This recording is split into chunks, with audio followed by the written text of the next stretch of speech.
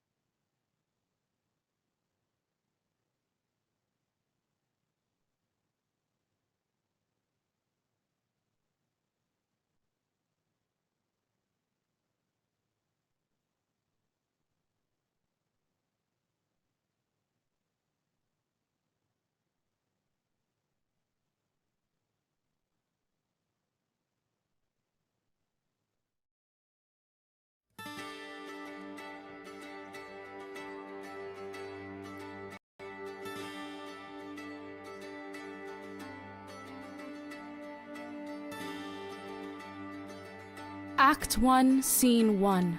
A tomb. Darkness. The body of Tybalt lies covered with a white shroud. On another pallet, the bodies of Romeo and Juliet lie together, under a white shroud, stained with blood. All cast is on stage, wailing and mourning the dead. A gloaming peace this morning with it brings. The sun for sorrow will not show his head. Go hence to have more talk of these sad things. Some shall be pardoned, and some punished. For never was a story of more woe than this of Juliet and her Romeo. The mourners slowly file out until one figure remains. A single light flickers across the covered face of Rose, Lady Capulet. Here lies the aftermath of all my doing. My plans, my manipulations lie moldering in this vault. Juliet, the last child of my husband Capulet, I still hear thy gentle voice. She now joins my other poor lost babes. Tybalt, her cousin, friend, brother, the only son of our family, I still hear thy rage. Tybalt, who once rose as the Colton sun, now lies here, sleeping, unaware of the secrets surrounding him. My brother kept his word, even to this day, even as I denied him. Our secret lies only with us, and I will keep that secret until I too rest here beside my children.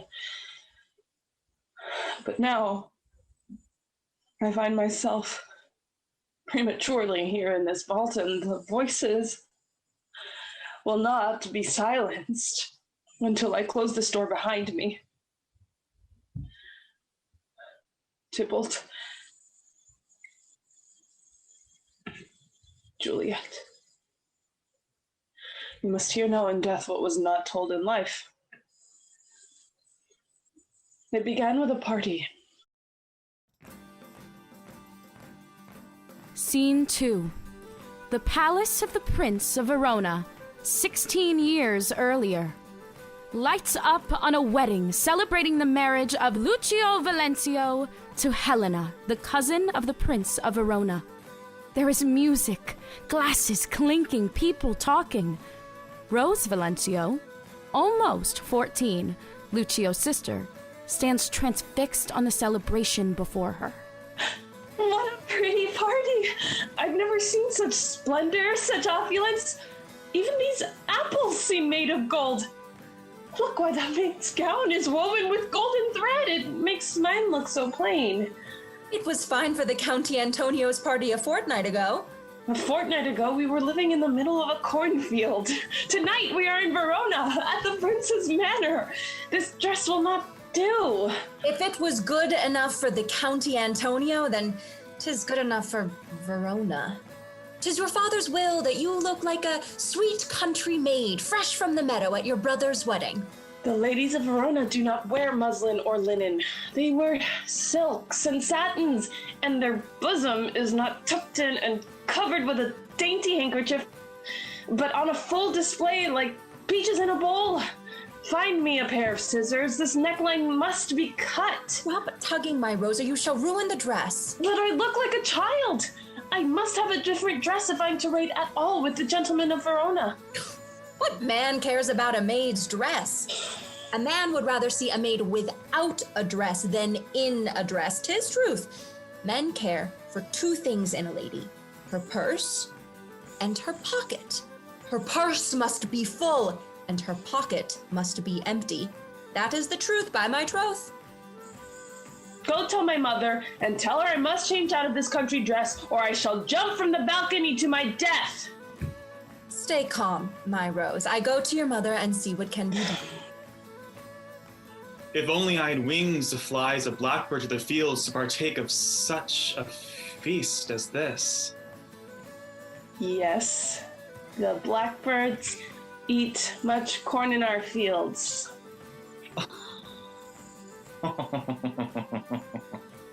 You laugh at me, sir. Why do you laugh? I laugh only at innocence. I am not so innocent. Oh, but you are. You answer so plainly, I do not understand that I realize the fault must lie in myself. And so, I laugh. Sir, you speak in riddles. I must take my leave. Nay, I shall explain.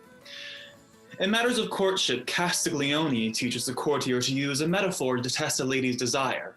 In turn, the lady may pretend that she does not understand his meaning, and therefore, he may retreat without losing his honor. Perhaps I am not as skilled in the art of metaphor as Castiglione. I must practice. Forgive my provincial ways. You have taught me a valuable lesson, a lesson I take to heart, along with the teacher. I am awaiting a teacher myself. I am an apt pupil, always at attention. My lord, I blush. You are a quick learner. And you have much improved in metaphor. A quick wit will bring you much success in Verona. My brother Lucio hath the quick wit in our family. Ah, your sister to the groom? Yes, we are distant kinsmen from the south, now made closer to the prince by my brother's union with Helena, the prince's cousin. And thy relations, sir? I know not of you. I am Montague. I am Rose. A name as sweet as the bearer. Ah, the music begins. I bid we foot it and dance. Montague takes Rose's hand, and they dance. The dance begins formally, but the intensity grows. They touch hands, arms, waist, back. They gaze at each other. At the song's end, they are in the throes of passion. Good night, good sir.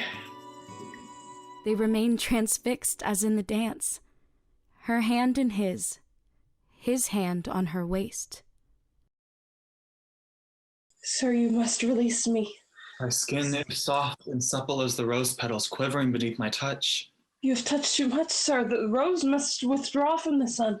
Nay, I would touch thee more. As the sun kisses its creations to make them bloom, the blossoms turn their sweet faces to follow its warmth. Do you feel as I do? What do you feel? I burn as the sun.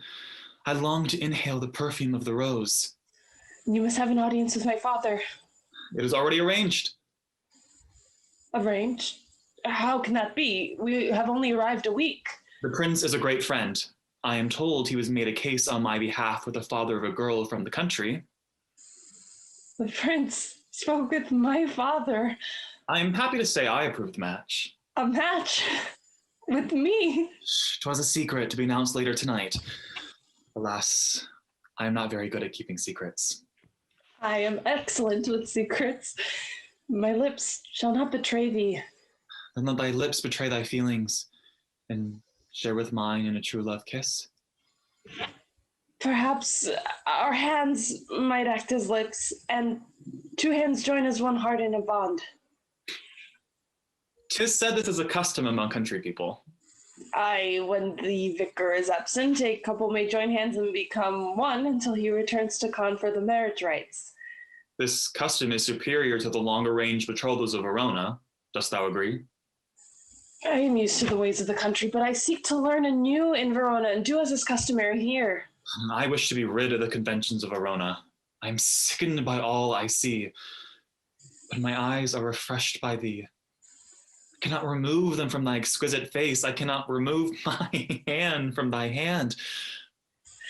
Grant me one moment with thee alone. Anon to the garden. Nay, the moon has made night into day. It might betray our secret as has betrayed many lovers this evening. I know a place at the top of the stairs to the right, the third door beyond the passageway. Go, and I will slip away soon after. I will knock thrice. By my troth, where is that girl? Gone to change her dress, no doubt. Headstrong, rebellious girl. Anon, I go to find her. Scene 3. A chamber in the palace. Rose stands in a slip on the balcony, overlooking a garden. Her hair is mussed, her clothing disheveled, and spread around the room. Her lips dark and her eyes dreamy. She leans on the ledge and sighs deeply. Montague. Montague. What a curious name is Montague. It rolls on the tongue and delights the ear to say his name 1,000 times a year. His scent hangs in mist on the edge of night, then clouding my gaze through love's smoky haze appear such wonders, feel such heights. His kiss burns my lips as incense to an idol, rising and swirling until his bride I'll be. Stay close. To thee I'm e'er bound. Our own true love we hath found. My mistress?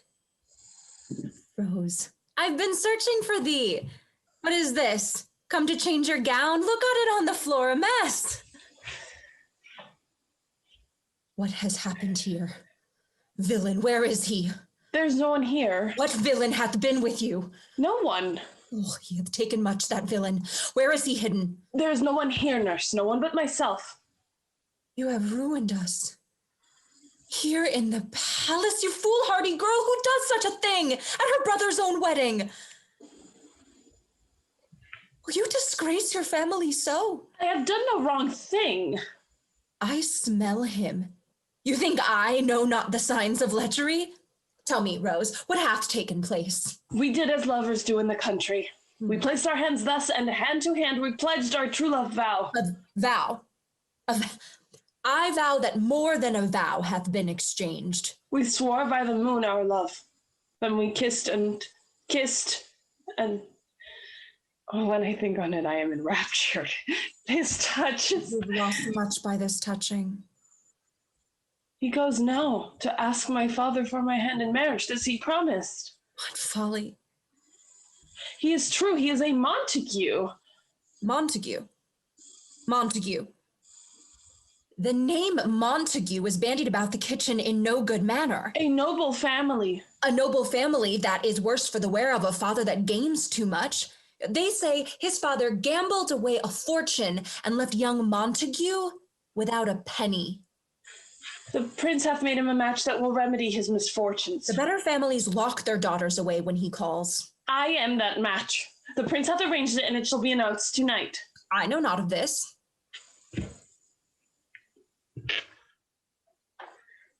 Look. A lock of his hair, exchanged as a promise, and I gave him mine. This is foolishness.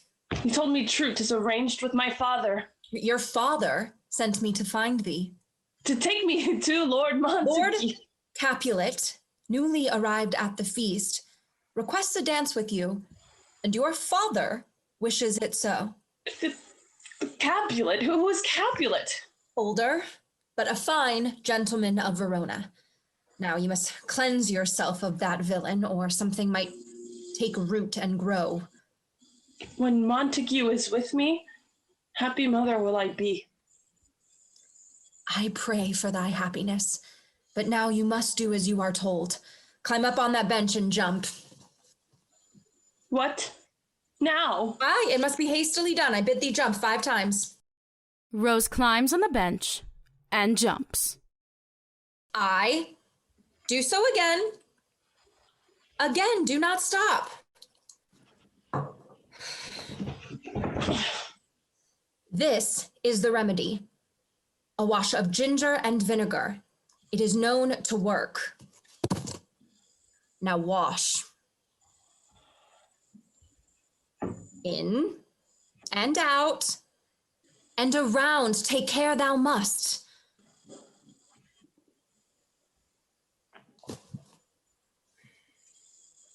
Now, thou smelt fresh and clean and without scandal, as a maid should. Thy hair was rudely cut. It is ruined. No matter. Quickly. Back to the hall and my betrothal. Scene 4. The hall where the wedding celebration continues. Rose enters with the nurse. She sees Montague across the room. There, nurse. There is Montague. Where? There, walking across the room with the green sash. That one? He nods to me. He smiles, a knowing smile. He is handsome, I'll give him that. He is more than handsome, he is noble. Nurse pushes Rose behind her and blocks her view. It is unbecoming for a maid to stare. Look askance, and I shall tell thee what transpires. There, the prince hath called Montague to his side. They speak. Oh, I blush. I burn. The prince takes his arm and leads him. Oh, what force takes hold of me? In the direction of thy father. My heart is pounding in my ears. Father nods. They return the gesture. I am breathless. Thy mother nods. They speak. Not with my father? Nay, my lady, they pass. My father follows them. Thy father stays. The prince leads young Montague to yon country gentleman and his daughter. Tease, I shall make thee pay for this. The prince speaks. Montague looks confused. Thou hast developed an acid humor. He bows. Too long. He rises. He places a mask before his face. He places a fan upon her bosom. Where's my fan? I'm heated. He leads the maid to dance. What? He dances? With her? Turn your back, avert your eyes. What has she that I have not? A bigger purse, I wager. No, it is not possible. He would not betray me thus. He loves me and I love him. We promised our love. Promises are oft broken. Take me from here. Hide me in a tomb, wrap me in a shroud, for I cannot live with this shame. Take hold, my mistress. You must parry on the same field. I say I cannot. I will go to my bed. I cannot stay a moment longer. I say you will stay. This morning you are but a country girl, unaware of the vile ways of men. But now you are a woman of Verona. If you have been played, then you must become a player. Now, prepare thyself. Wipe thy eyes. Here comes Capulet. Good evening, nurse. Why dost thou keep this young beauty so close? I must guard her beauty and honor, sir. This is my mistress Rose, sister of the groom.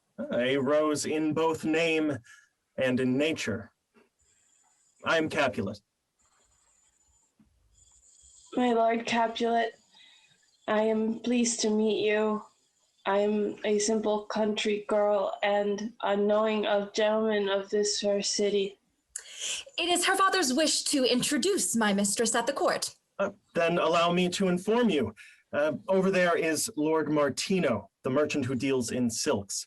And there, Vitravio, a large landowner. And I am Capulet. And now you know all of Verona, at least those who matter. Surely not all.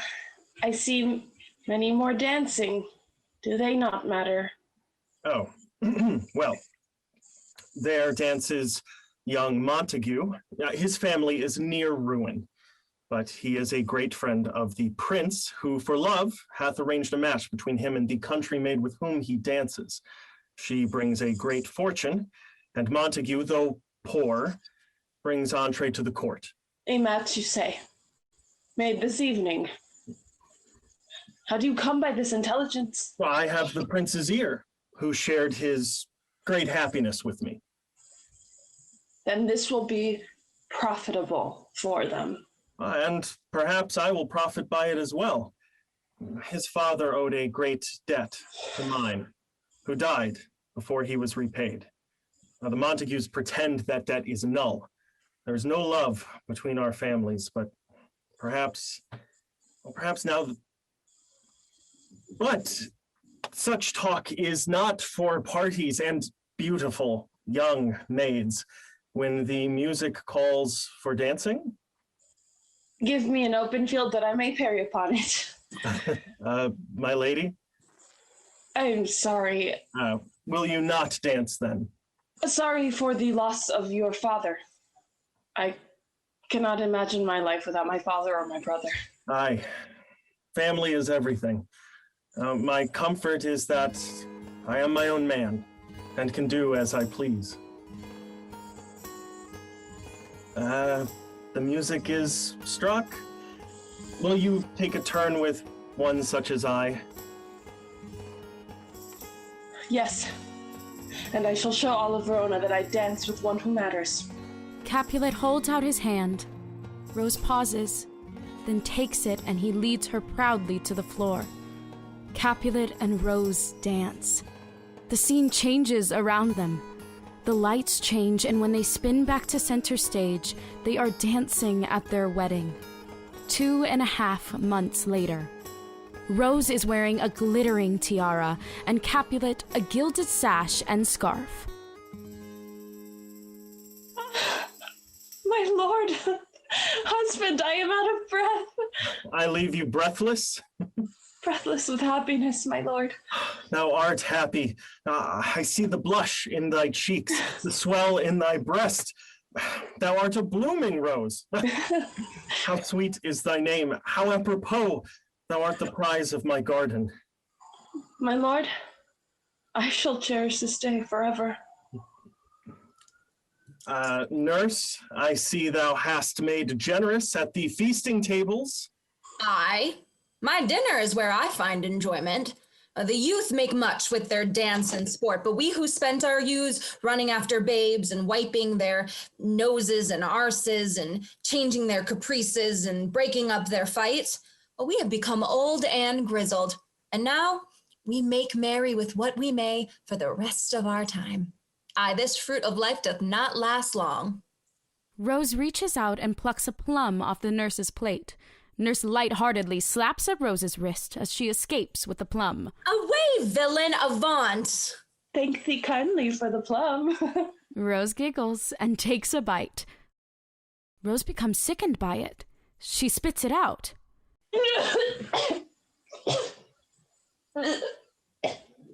Nurse, 'tis bitter and sour. Is what you get for taking what ain't yours.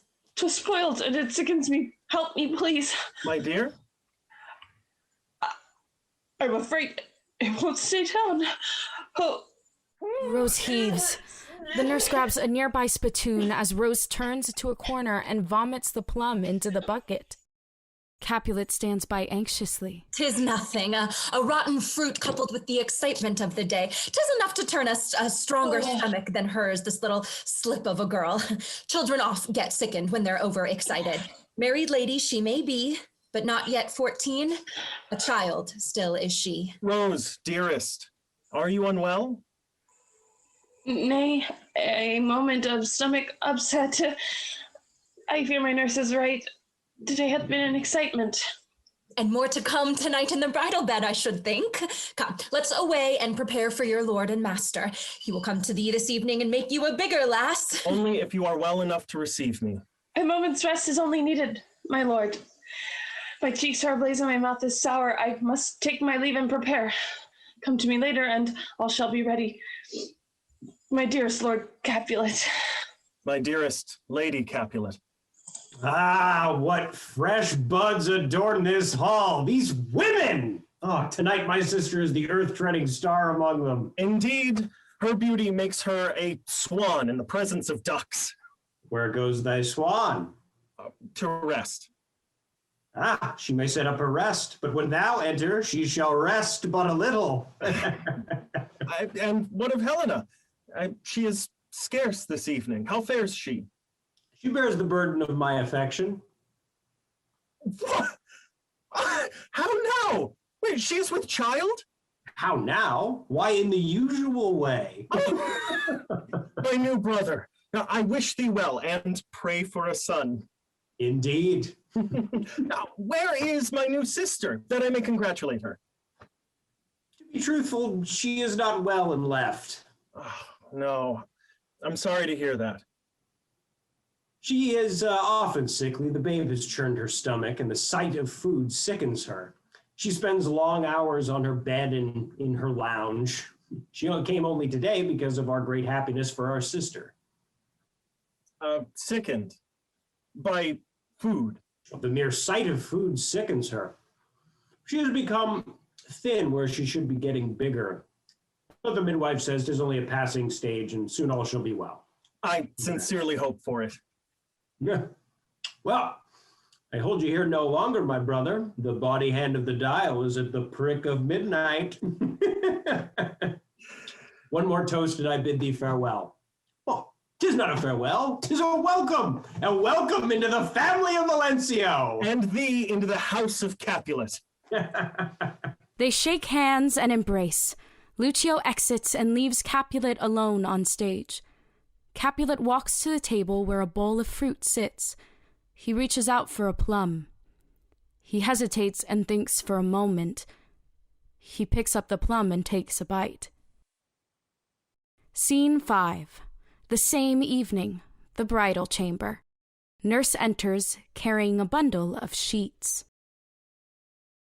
Foolish girl, who knows not the signs nor the symptoms? All must be ready. The thing must be done, and done in secret. She has no brain for it.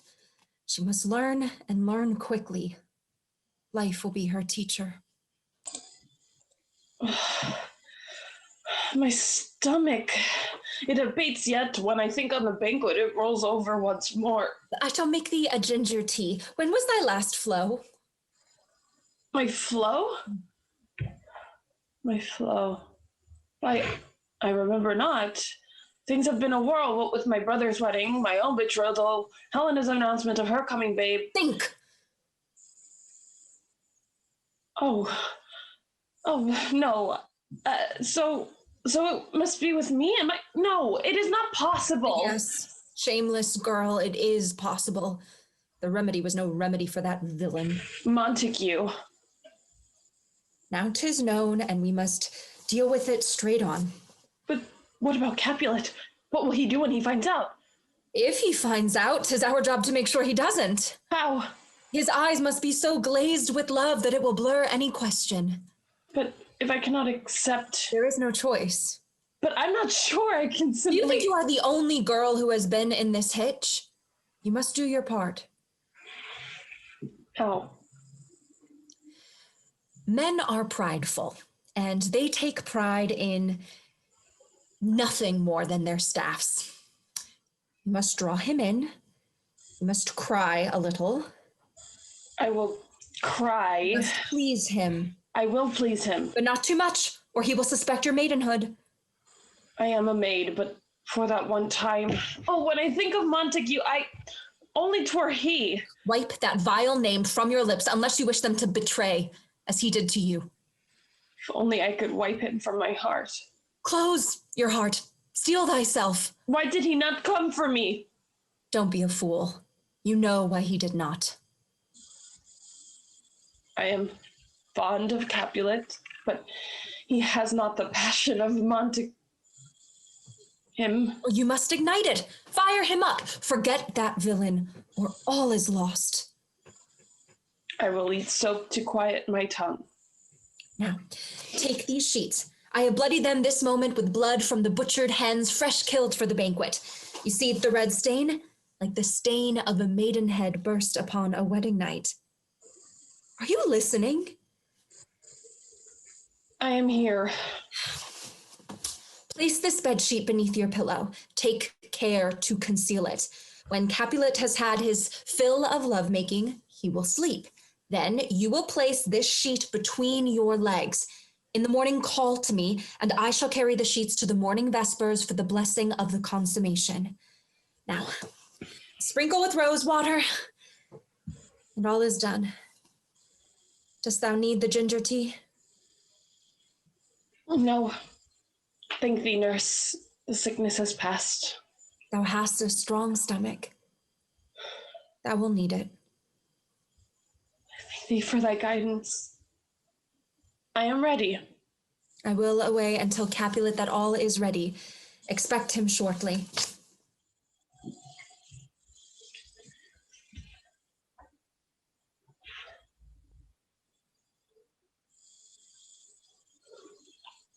How now, my bride?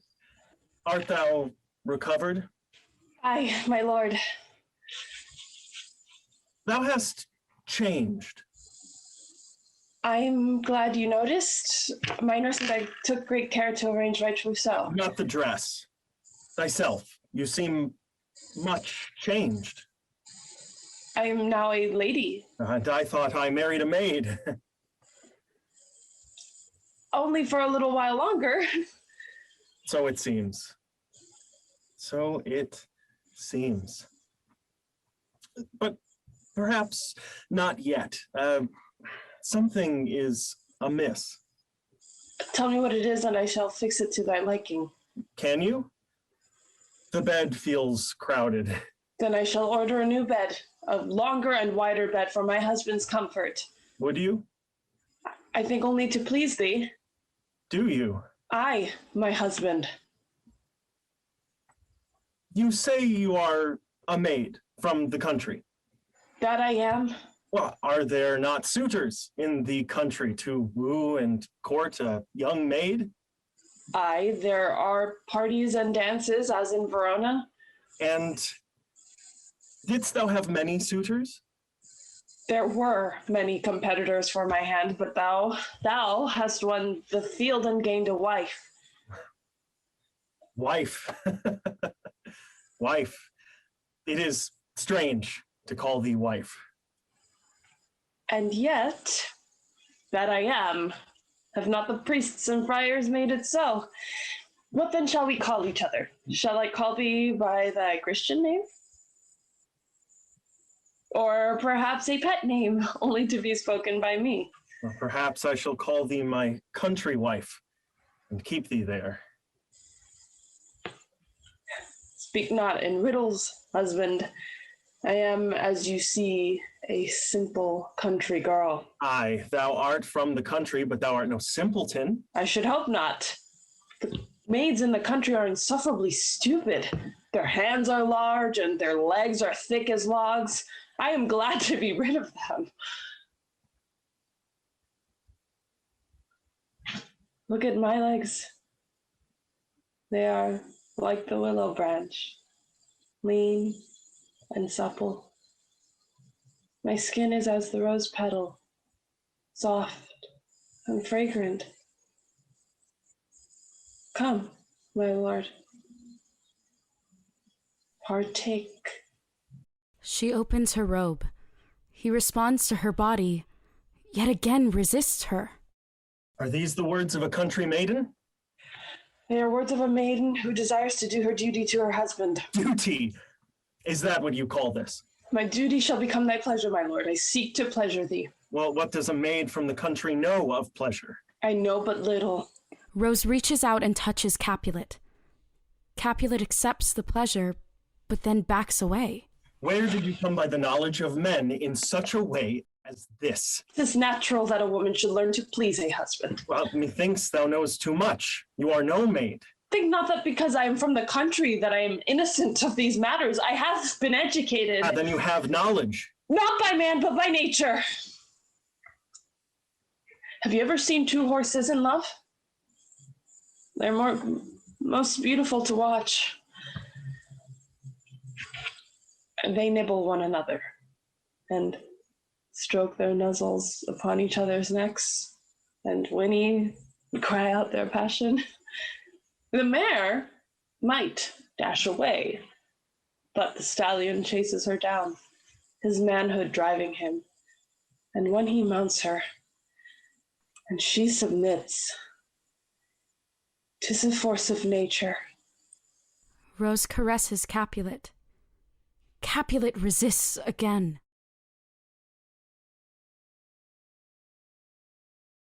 You have changed. My husband, you are cold to me. Has marriage changed thee already? I feel a shadow. There's no one here but us. Something pecks at my mind. A memory, the significance of which now occurs to me. Our memories are sweet. They're all significant. No, we were at the prince's villa. Last moon, newly betrothed. We were in the gardens. You put your arm about my waist as we walked among the roses. How scandalous, my lord. I went to call the groom for the carriage, and on the way back, I saw him. There was a throng of people. At the edge of the garden, looking at you as I've never seen a man look at a woman before. Montague. They both were there. That giddy wife of his. He was alone. Glued to his side. He approached. Intolerable. You lifted your face to him. I saw him not.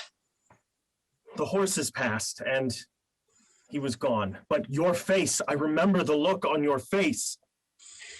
If you saw this mirage, why did you not challenge him at that moment? The carriage came between us. Why not step forward? He was gone. And this proves me true, my husband. 'Twas a figment. Your face, your eyes filled with tears. The dust from the carriage. Then you do remember. No, I only offer a reason.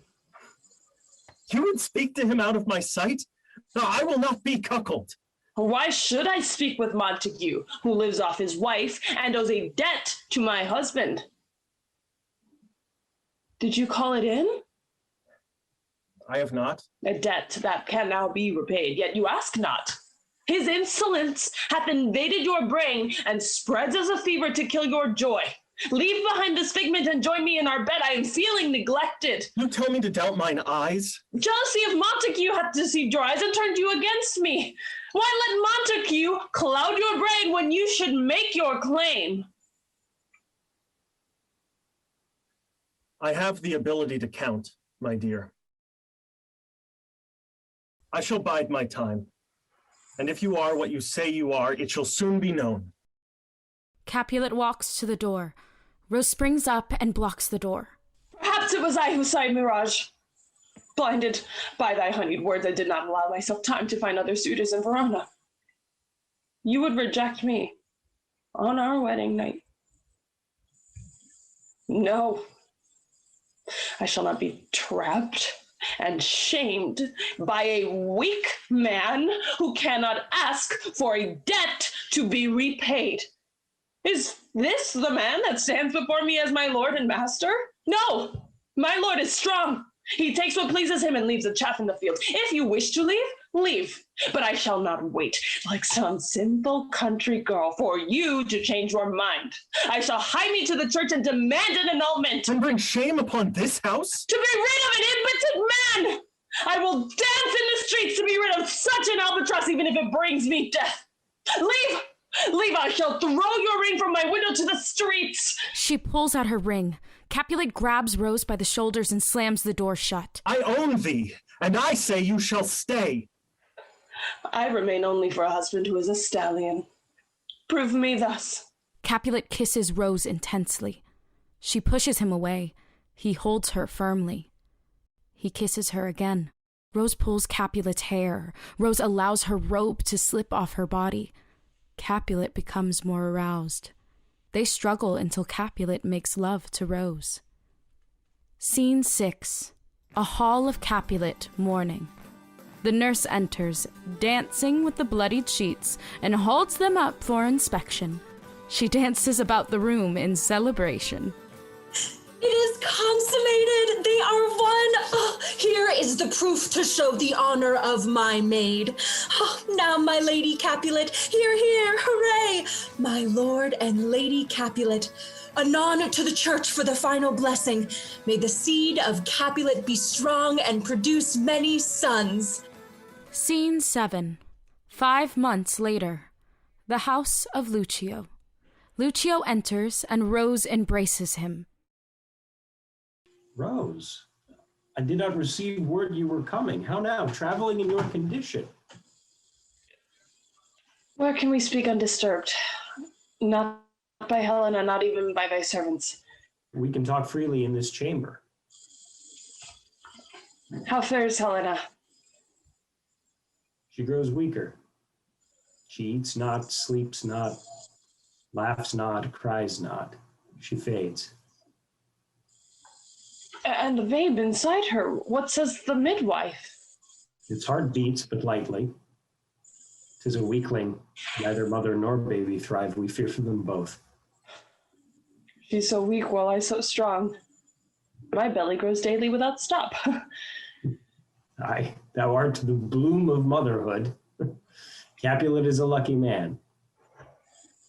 But sister, what ails thee? Thou art my brother and loves me and wilt stand by me. Aye. Lucio, if I tell thee a truth, wilt thou hold it and keep it safe as I have for thee? My sister, thou can depend upon it. Swear. Swear by thy unborn child. I could not swear upon my unborn child for fear of endangering its life. Allow me to swear on something else. Then swear by the child I carry. It might bring thee bad luck. If only that were so. Swear, Lucio, on my child's life. I swear on thy child's life to keep thy secret, but what is this about? This child I carry is not 5 months, but nearly born. How? Thou seemst not far along. I've been binding myself. If I loosened the binds, thou would see that I am twice the size of Helena. I can no longer conceal it, even in the darkness. What of it? If Capulet hath plucked thy virtue before the wedding, what is that to anyone? He is thy husband now, and if the child is early, then... The child is early, but not by Capulet. When? Who was the villain? A mistake, my brother. Was it Antonio from the other county? No. I was a maid until we entered Verona. Was a maid, and then? And then I was a maid no more. Evil child, hast thou brought shame and disgrace upon us? When? How? It matters not. Only that I was deceived in the most cruel and devastating way by a wolf of Verona who pledged his love and stole my greatest jewel. He walks these streets in pride and puffery, yet lives off the dowry of his bride, a fool of a girl. She in turn sits at his right hand, that place he promised me. If I tell, wilt thou promise not to avenge? Why should I promise that? He who defiles my sister is dead to me. I will challenge him this very day. And reveal all to the town of Verona? We cannot risk such an action. Hold in thy passions as I have learned. Revenge is a dish best eaten cold. Who then? I pray thee tell. Montague. Montague? Montague? That fox. Prey upon a chick just left the nest. And Capulet? He suspects. I did not know when I married him, but it soon became apparent to me and our nurse. I have tried to hide it by binding myself, but he ruminates. I see it in his eyes and in the set of his jaw when he looks at my belly. Has he sent thee away? No, I came of my own accord, my brother.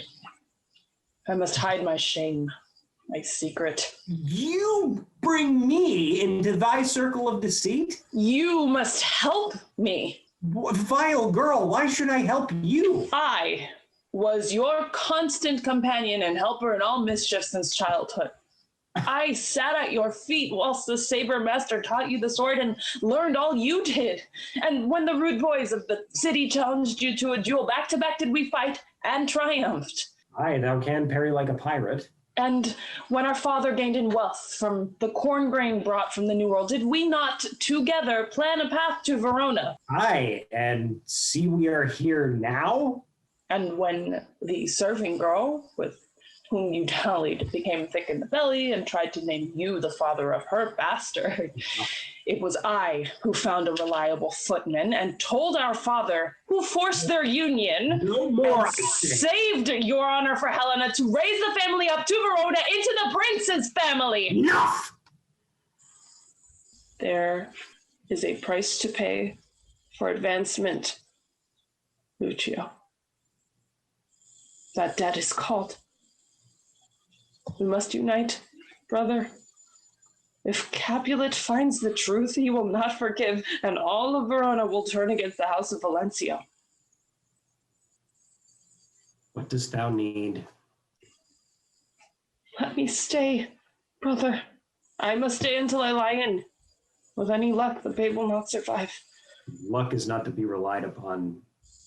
You are healthy and your time grows near. If the babe is born alive, I will suckle it but a little to stunt its growth so it remains small. Stunt its growth? That would starve thy babe. Not starve. Keep it small. When the right time has passed, I shall present it as a newborn to Capulet. Rose, it is a living being. 'Tis not a being yet. It cannot survive on its own. Can this still be my sweet sister Rose? Is this the child who cried at the loss of a kitten when my falcon swept down upon the litter? No, this is another. The wolf ate the rose and left the thorn, my brother. I cannot go back. I must follow the fate that has been thrust upon me. There is no way to hide this abomination. You would rather I dash its head against the wall? Thou wouldst kill thy babe? To save my family's honor? I, Lucio, at this moment, you are a favorite of the prince. Do you wish to lose your standing? To be scorned and spit upon because of Montague? To hell with Montague. Damn him and his family to hell.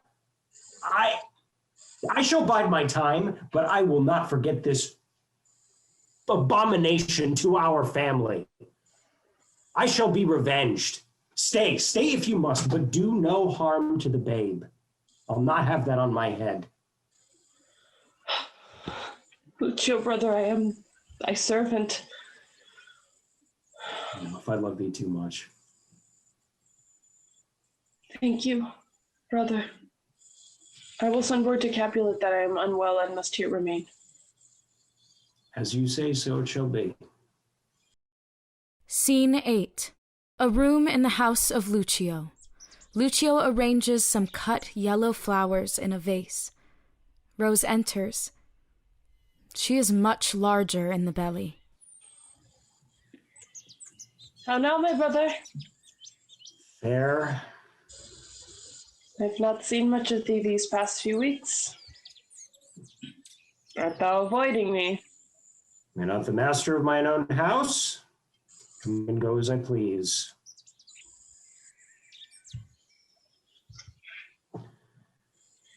They're impossible. Shall I help thee? No, I haven't now. I saw the midwife. How fares Helena?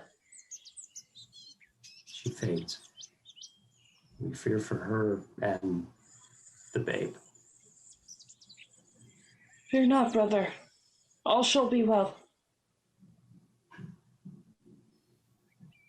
I take these flowers to cheer her. Thou art a considerate lover.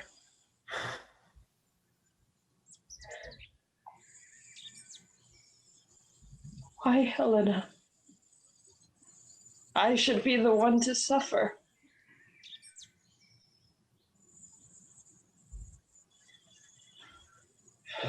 Such things upon thyself. Yes, thou hast made a grave error, but I do not wish to see thee dead. And as you say, soon all shall be well. Go now. Here comes the nurse to visit thee. I go to take Helena this brightness. Oh, Lucio! Lucio, stop! Oh, God, I must stop him. What is it? Oh, for the sake of your son. Sit, nurse, what is the matter? The flowers. He must not take the flowers. Take them to Helena. This is the reason. Now I understand. What are you prattling about now? The reason for Helena's sickness. 'Tis a tansy. A tansy? The flowers, tansy, poison to the babe. They cause much harm. Nurse, didst thou call out to me? Lucio, you must not go. It is nothing, dear brother. Our nurse has newly arrived and simply has not seen you as much as she would like. Lucio is very busy with Helena. Go to her, my brother. But you must not take her to Verona. You must not take Helena to Verona today. It is very hot and still. She must rest today. He's not planning on going to Verona today.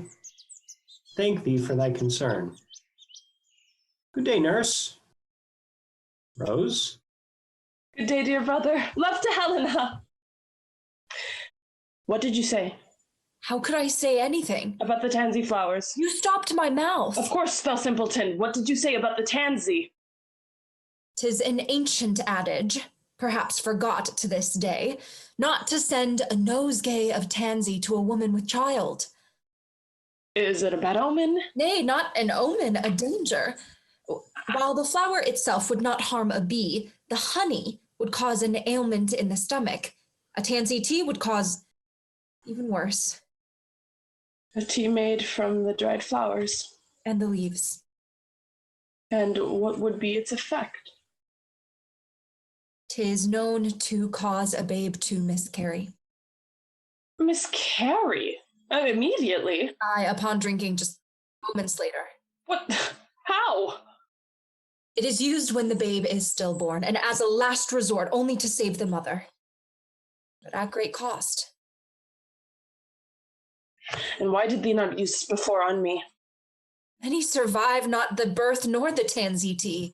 I sought to rid thee of the seed, not of thy life. I will not be thy now murderess. Thou wilt do as I instruct. Cut the tansy for thy herb closet, take enough for 2 cups, and when it is dried, go and brew me a strong tea. My lady, I will not. Did you not hear my caution? A tansy tea might be the death of thee. Wouldst thou see me in my grave one way or another? Capulet learns the truth he will not forgive. He will take revenge.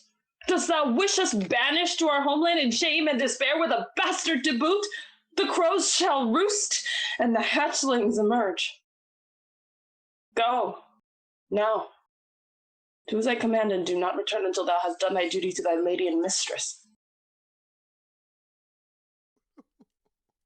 Scene 9. A few days later. Cries are heard throughout the stage. Voices offstage are sobbing. Rose lies on a pallet, heaving in labor. My brother! Bring me my brother! Lady, the birthing chamber is no place for a man. Lucio! Lucio! My brother, come! Please, I will go to fetch him. No, he comes to me. Lucio, brother! Take my hand. It is thou called to me in my grief. I have been delivered of a stillborn girl. Wrap her in swaddling and prepare her for the future. No, wait! Do not take the girl away. Bring her to me. Bring. Give me the girl and let me hold her. Nurse, bring her. Promise me, Lucio, bring me thy babe and put her to my breast. My lord? Who is she asks? My child comes.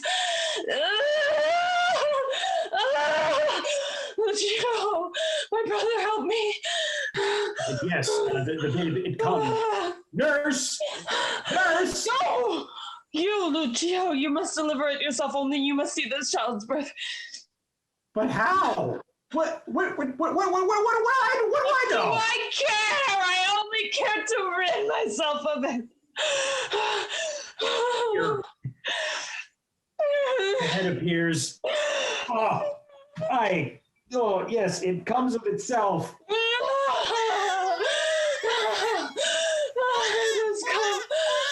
It cries out. Lucio, take it from me. He cries. I help thee, little one. It is a boy, a healthy son. Take him, Anon. Take him away before anyone hears or sees him. Thou wilt give up thy babe? I must. Capulet cannot see the child, he will know, and all will be lost. Lucio, you must take it. Take my child and place him in Helena's arms. Tell her that her babe, that dead, has revived and now lives. Nurse enters with the body of a baby, wrapped in a white shroud. The poor sweet babe, so small and lifeless. Lay her in my arms. Nurse places the baby next to Rose.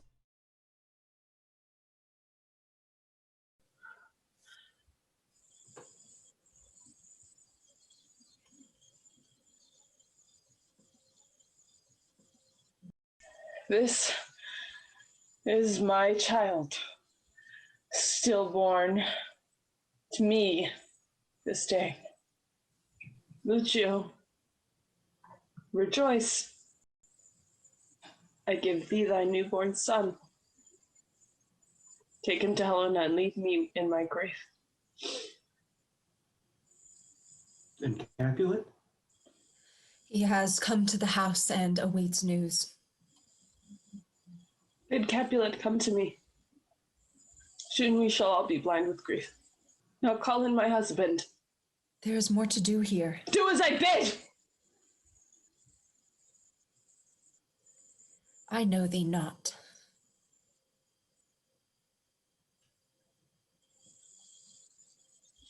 Go, nurse. Bring Capulet.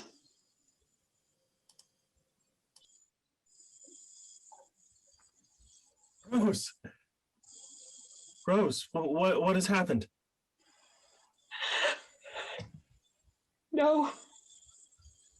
I've lost the babe. A miscarriage.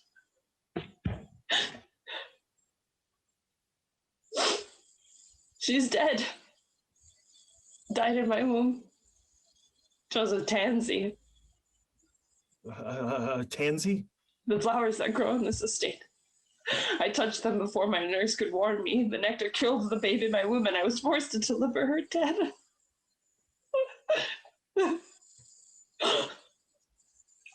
'Twas a girl. A sweet baby girl. The ringlets on her head are as thine, thy sweet wife. Her eyes, as dark as midnight, shall see no day, no night, Fortune is strong. It is thine, her mother. It should I, 'tis of our family. But her brow, my lord, that she hath got from me, her father. There is the semblance.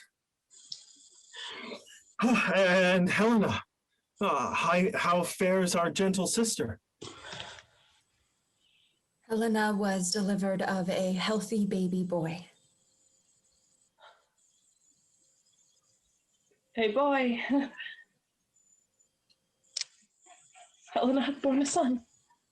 She sleeps and remembers not of her suffering, nor of his birth. And his name? What have they called him? Tybalt. They have named him Tybalt, a fine and handsome lad. Tybalt. Tybalt. 'Tis a worthy name, the first of our family, a light in this darkness. Cruel fate! Thy brother celebrates this night while we weep. He sings unto his boy while the earth swallows our joy. I have failed in my duty to thee. I have failed. Rose, no. Husband, dost thou forgive me? 1,000 times I forgive thee. Capulet takes Rose's outstretched hand and holds it to his lips. Scene 10. 2 years later. A garden in the court of the Prince of Verona. There is music gently playing. We hear the voices of families and children playing. Montague enters. He gazes to a far-off spot and watches. There walks the one for whom all nature bows. A smile so gentle that the night retreats into sunshine as she appears. There floats her dainty hand upon his fist. Hers, soft and supple. His, hard and cold. When I breathe, the thorn still pricks, and I must quell the bile of regret that rises in my throat. Why? Where was my strength that I was not able to take that hand? Confounded heart, torn between my prince and my love for her, my manhood spent like Samson. After the shears, I became a lamb that was led to the altar and sacrificed before a single bleat left my lips. Now she sits, surrounded by friends. She hath gained much in these 2 years. A favorite of the court, a doting aunt upon Lucio's son Tybalt. See how she crowns him with kisses, smothers him with sweets, plays with smiles and frowns until all are laughing. Such merriment, such happiness. Whilst I sit and watch from afar and cannot join their laughter. My wife, Anne-Marie, is still a child who nods and smiles, but speaks not unless spoken to. I know not her mind, her likes, her dislikes. When asked her view, she replies with bovine eyes and answers in that tiny voice, "What pleases my lord?"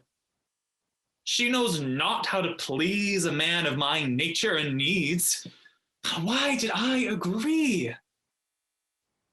But anon, the men are off to view the prince's dogs, and the women go to take their rest.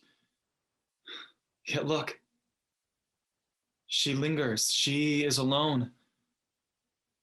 Mary, I must speak. Your flock hath flown and left you for fairer fields. Does the crow return to caw and peck at the grains upon the ground? If there be but one morsel, it shall serve it as a feast. My Lady Rose, thou art as lovely as the day I met thee. I know not of the day we met, sir. You are mistaken. You are right. 'Twas the night. One cannot see clearly in the darkness. I know thee not. The darkness blinded me. When I returned to the light, I held not the flower, but the thistle. Do not make metaphor with me, sir. I know not thy game nor thy intent, nor why you speak of moonlight and roses at this late date. 'Tis not too late. 'Tis only the morn. There is a full day ahead and happiness to come. The flowers bloom, their nectar is sweet. The flowers bloom, but the bee does not stop to consider the value of the flower. It is single-minded in its pursuit of nectar. 'Tis its nature. A rose is still the sweetest of the field. A rose has thorns. The thorn hath pierced my heart and caused a slow bleed. It has taken the life out of me. I eat and thirst without taste. There is no pleasure in love, for love does not exist. The bee hath been stung by the thorn of the rose and cannot survive. You speak in riddles. I will speak plain. I am not the fault of your suffering. You have brought that upon yourself with your love for gold. Not for gold, for honor. Honor? You dare speak of honor? Begone, false sir. Wait, Rose, you must listen. My honor is first and foremost to the prince and to my family. As is mine. You would sully mine to prop up yours. My brother would have slain you for my honor, but I refused him that pleasure. Leave me, sir. Go to your family and I to mine. A mistake. I admit it now. By all that I hold dear, I pledge that I have not forgotten thee.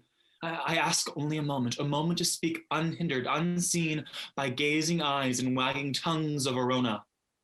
Alone, tonight in thy garden. I will wait. My nights are filled with feasts and merriment. Capulet entertains lavishly. We are much desired company in Verona. Do not ask lightly. I know the price. I wager you do not. My fortunes have changed. My cousin, the Duke of Mantua, hath deeded me a villa high above the banks of the Mincio River. Mantua? Villa with lands and an income far from Verona to live as I please, but for one thing. The rose that pierced my heart. My lady, your husband calls for thee. My family calls to me. Tonight in thy garden, meet me. Where is she? Like the girl again, my lady Rose. My family awaits. Wait. You quiver under my touch. 'Tis the breeze. 'Tis not the breeze, but strong emotion. Canst thou love me still? I know true love, but I have not found it in a man's heart. I have kept it safe. Tomorrow in the garden, tomorrow and tomorrow, I will wait every night for a week at midnight. And if I come? I shall carry you off to Mantua, there to live in love for as long as we both shall breathe. Dear lady, what say you to my plea? Wait if you wish. 'Tis on your watch. Sirrah! Capulet enters, sword drawn. Montague reacts quickly, steps back, and draws his sword. Sirrah, I must challenge your intentions. Why do you speak to my lady such? I seek an audience. With me or with her? With you. Why come to her and not to me? I sought to soften the way. I have seen the soft way you look at my lady. Your lady is beautiful indeed. Capulet lunges at Montague, who counters. You once danced with her, did you not? I remember not. At a wedding party? I danced with many girls at many parties. I once admired you for that. Being able to take anything you wanted while I was ignored for my face. That night, I vowed to take what you desired. Now you are back. Come to take what isn't yours? Capulet jabs at Montague. Were she mine, I would crown her head with diamonds. Capulet lunges at Montague, who counters. Rose rushes between them. He comes to pay a debt and ask my blessing. And wilt thou cover for his treachery?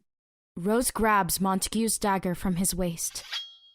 She brandishes it against Montague. You hath challenged mine honor, sir, and for that you must pay. I am true to the vows I have taken. I stand thus. Montague takes a step back. He lowers his sword and bows his head, but doesn't take his eyes off Capulet. If coins could repay, I would give thrice the debt. Plunging that knife into my breast would be a comfort yet. You seek my lady's comfort, I shall cause thee a greater discomfort. Capulet jabs. Montague takes out a bag of coins. He holds it up. Sir, this is a debt long due you. Montague tosses the bag at Capulet, who allows it to land his feet. I hold close what I hold dear. I need not your paltry coins taken no doubt from that fawn you call wife. Does she sleep well while you were out at night? Have a care, my lord, desist. We are in the prince's garden. Husband, dost thou wish to lose everything thou hast gained? Settle this at a later date. For thee, I will bend. But you, sir, stay clear of me and mine. If you so much as look at the hair on my lady's head, I shall run you through. Capulet spits on the bag. Leave it for the dogs. Rose places down the dagger near Montague's feet. Capulet gathers Rose by the arm and leads her away. Montague picks up his dagger, sheaths it, and exits. Scene 11. The stage is dark. A point of light shines through a window. A long shadow is cast across the stage.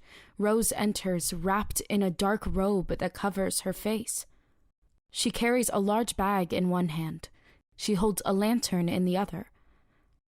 As she crosses the stage, a cry rings out. Rose freezes. The nurse enters, gasping. My lady! Oh, wake the house. I am here. My lady, go quickly. Oh, knows where I go. He sent word, but you must have known, for you are already leaving. Was he such a fool as to alert my entire house? Lord, have mercy. Please don't take him from us. Go, my lady, and lay thy healing hands upon him. A child needs his mother at a moment like this. What has happened? What child? Tybalt.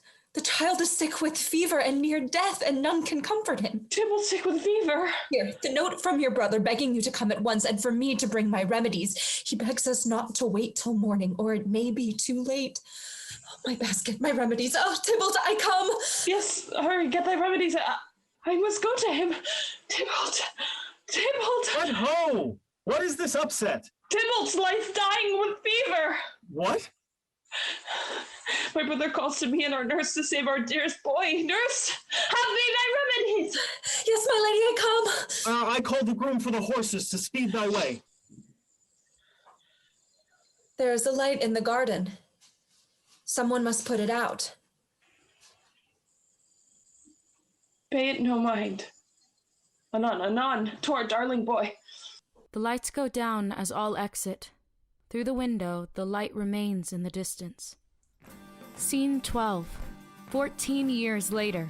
A celebration in the house of Capulet. There is dancing and much merriment. Capulet and Lucio, looking older, enter. They are both lavishly dressed and holding bejeweled wine cups. Welcome, gentlemen.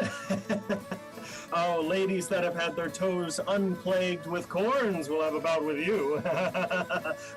My mistresses, which one of you all will now deny to dance? Now, she that makes dainty, she, I'll swear, hath corns. Welcome, gentlemen.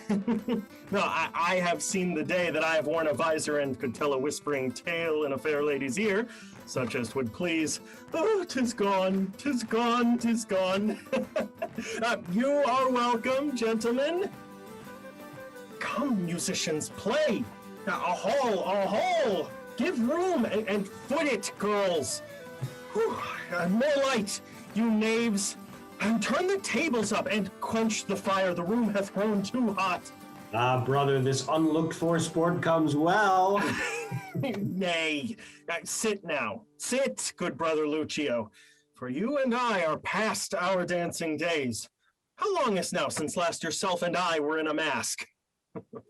I remember not, but tonight I shall foot it merrily. And felicitations to your lady, the lively Helena. You are a lucky man. And young Tybalt there. I say, the room is too hot. His face is red. What? Hot-blooded once again. I must speak with him. A father's words are often spurned. What can I do? He is not himself. He stays out late, roaming the streets, getting into duels, even though the prince forbade it. Helena and I have tried speaking to him, but he shouts us down and calls us dolts. Well, young men always joust with their fathers. It's his nature. Stay, I shall speak with him. Look, here comes my lady. My light. Does her star never dim? How does she stay so fair? Now, please, keep her company whilst I go to see if I can discern Tybalt's mind, for I have a mind of my own to share with him. Rose, now a mature woman, enters, scrutinizing the room and nodding to her guests. She is elegantly dressed and impeccably groomed, adorned with jewels and gold. She carries herself as a woman who knows she is watched and desires to be seen. She beckons slightly, and the nurse leans in. Nurse, who is the young man speaking to Juliet? Who can tell? Everyone's masked. How foolish of Capulet to have a masked party. How am I to know who is who in such a melee? Who is yon masked lad? For all we know, he could be a Montague. Thy thoughts jump too easily into thy mouth these days.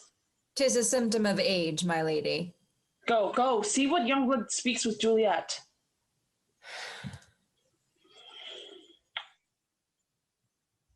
Good evening, brother. Thy wife speaks lively with our honored guest, the Count Paris. She seeks to make a daughter of his sister. And Capulet speaks with Tybalt for the same goal. By the end of the night, 2 matches shall be made, and the family shall be stronger than ever. But what's this? Tybalt scorns Capulet. What is it? I wish I knew. Thou hast always been able to read his face. Thou knowest his very heart. And why not? Tybalt charges angrily across the stage in front of Rose and Lucio. Rose steps forward and stops him with a hand to his chest. How now, nephew? Where goest thou so suddenly and in such tumult? A Montague is in this house. Montague? How dost thou know? I recognize a Montague as I recognize my own face. I sought to challenge him, but before I could strike, I was stopped by your husband, lady, my false lord Capulet. Bite thy tongue to call thy uncle false. Whilst I stand ready to defend, he would rather that I bend not. Thou rash young man, I tell thee, hold. He takes the side of a Montague above me, and casts me out like a man with plague.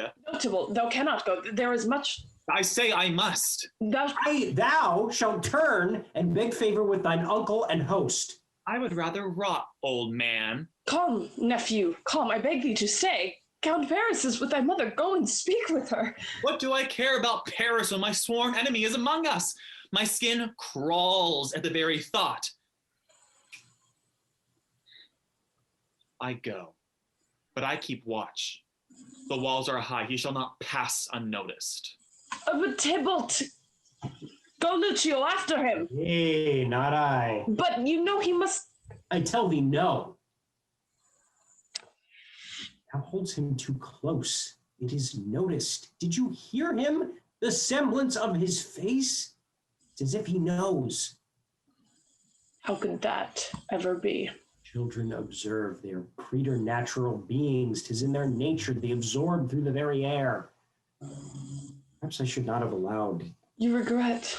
No, not in taking of him.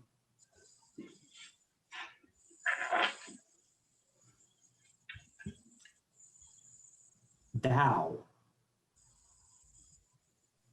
Me.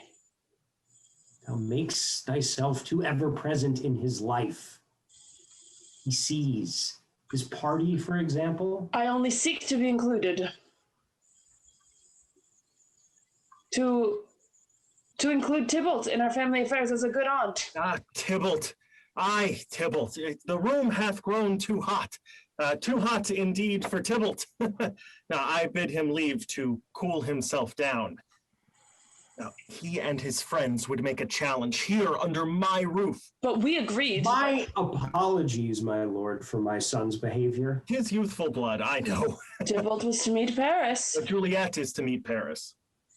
He must return. Lucio, go speak with him. I have cast him out, I say, and out he stays. No. I shall speak with him on the morrow, my lord. But Tybalt is to meet the Countess Paris. Perhaps he is unsuited to the position. If that is your will. The plan, my lords, is to raise the family up. Your family? Our family. The House of Capulet includes the House of Valencio, my brother and his son, who fights only to protect thee. Well, the prince hath decreed death to those who break the peace. I saw no such behavior. I stopped it. He was ready to fight a Montague. Montague hath no... Yes, a Montague. Here, in my house, and not just one. The young bloods took advantage of the masks and my good nature, and are in the midst of us, eating my food, drinking my wine, and laughing. This is an intrusion, a violation. Calm, my lady, calm. They shall be endured. Tybalt must return. He knows the way to deal with... I tell thee, as I told Tybalt, they shall be endured. Am I not the master here? Sister, remember, a dish best eaten cold? 'Tis only young Romeo and his friends. Mercutio makes merry, and all are laughing. And when they are full of wine, we shall cast them into the street. Juliet. Where is Juliet? Nurse! Where is the nurse? Juliet! Juliet! Up there! Our nurse speaks now to Juliet. All is well, my sister. All is well. Allow me to join my lady Helena, and we shall take our leave. Mm-hmm. And thy son? Perhaps if I were to speak with him. What good would that do?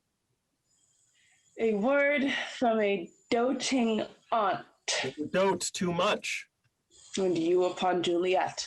How is she to learn when you spare her such? The alliance with Paris is crucial. Think on it, brother and sister to rule.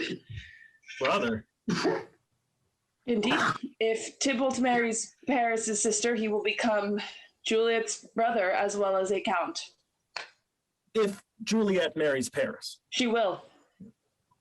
It is up to us to ensure her place this very week, if necessary. Rose, this talk grows too rich. Rose, thou art always scheming. Planning, dear brother. Planning. Thou hast hit it. She doth scheme. And yet her many schemes hath made me the richer, and thou too, my brother. Now I value her schemes as I value her companionship. There, my lady signals. I must attend Helena. I go with thee to bid her well. Helena, wilt thou come and bid Helena good morrow? A moment with the nurse to see if Juliet. How now, nurse? Who was the masked youth with Juliet? Questions. Does no one know the names of their own guests? Why must I run about learning the names of all who attend? Wife, I bid thee come, leave Juliet to her nurse. The party wanes, we must to bed. Moment, husband. Go thee. The corns on my feet cry out. Wife. Yes, Lord, I come. Scene 13. The next morning in the house of Capulet. I have been plagued all night with voices, vexed by visions, and most anxiously awaited thee. Where hast thou been? Questions. Does no one ask, how fares thee? I see thou art well. Why didst thou not deliver me the message? Message? I bring no message. Where hast thou been? About? About what and for whom? About my work, for you and yours. I have not seen Juliet since the celebration last night. Where is the girl? She writes poetry in her room, my lady. The masked youth last night. 'Twas not Paris. She barely spoke to him. Who was the young man with Juliet at the party? Juliet accosted me with the same question. She asked me, what is yond gentleman? The son and heir of old Tiberio, says I. What's he? She said that now is going out the door. Marry, that I think be young Petruchio, says I. Yet again she persists. What's that he that follows here that would not dance? I know not, says I. Go ask his name. And she sends me off, insensitive of the corns on my toes. And great lover of the lass, I did her bidding. His name, nurse? If it pleases thee. His name is Romeo, and a Montague, the only son of thy great enemy. Cold to my heart. This is true. By my troth, I said unto Juliet, just as I tell thee now, 'tis Romeo, the son of thy great enemy. As Tybalt warned. How came he to meet Juliet? I know not. And Juliet, what says she? Juliet spoke, but in riddle. A love from hate, loathed enemy, only love. What nonsense this child speaks. She said 'twere a dance she learned and of no importance. I am concerned about this meeting. Meeting, my lady? I know of no meeting. Last night, of course. Last night, of course. She did meet Romeo, indeed. Romeo seems a bright lad, well-proportioned and handsome, was he not? From what I saw, my lady, he was handsome. Very handsome. The spitting image of his father at the same age. And schooled by him, no doubt, in the very same ways. The apple falls not far from the tree. And the apple from the gnarly tree is gnarly to the core. A lesson there for all, and the sooner Juliet learns it, the better. Perhaps she reaches for the apple you were denied.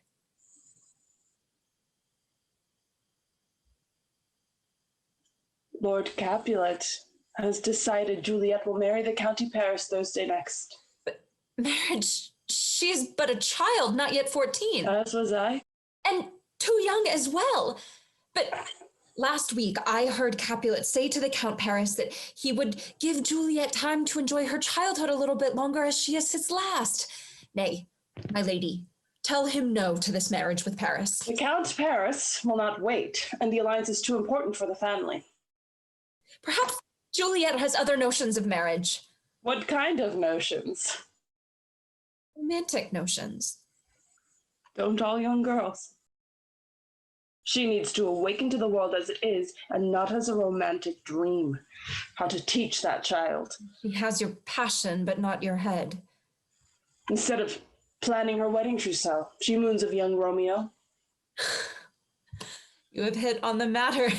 Why, just today she sent me forth with a message to the very same. The same? You mean? The Romeo. Did you do this? What harm, my lady? 'Twere a poem. What harm? Thy memory has softened in thy old age. 'Twere a love-sick poem of a dreamy young girl. I was once such a dreaming young girl, but I was rudely awakened. Thou wert a headstrong girl who threatened to throw herself off the balcony over a dress. Not like our Juliet. She lives only to please her mother and father. Of that I am sure. Calm thyself, good nurse. Perhaps no harm, as you say. Let her send a poem, even arrange a meeting. Perhaps she will light a flame in young Montague's heart. That she hath, I am sure. To know Juliet is to love her, by my troth. Oh, one can deny her nothing. Romeo, encouraged, will agree, but before they can meet, Juliet will be taken off by Paris as his bride, leaving Romeo unsatisfied, and all shall be schooled the wiser.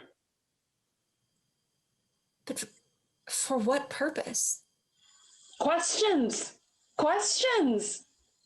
Am I not the lady of the house?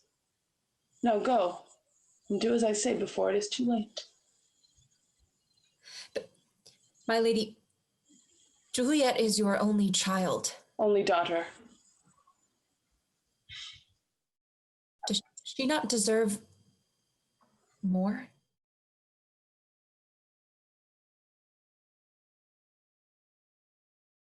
More than me? More than any of us? Before 'tis too late. I remember now the rhyme Juliet said. My only love sprung from my only hate, too early seen unknown, and known too late. Prodigious birth of love it is to me, that I must love a loathed enemy. I pray that Juliet will know less of a Montague than her mother. Scene 14, in the garden of Capulet. This garden. So many years ago, I waited, breathless, restless. My passion burning, driving me nearly mad. She gave me hope, did she not? Did she not speak of the vow we once made that gave me cause to wait and wait as I did night after night for one full week? The moon, bright as the night we met, waned until it was a quarter. I thought I saw hope flicker through a window. A light, a dark veiled figure moving slowly, furtively. My heart quickened. The years melted away. I felt the horse beneath me, her arms around me, her voice in my ear. Away, away, the sound of hooves flying.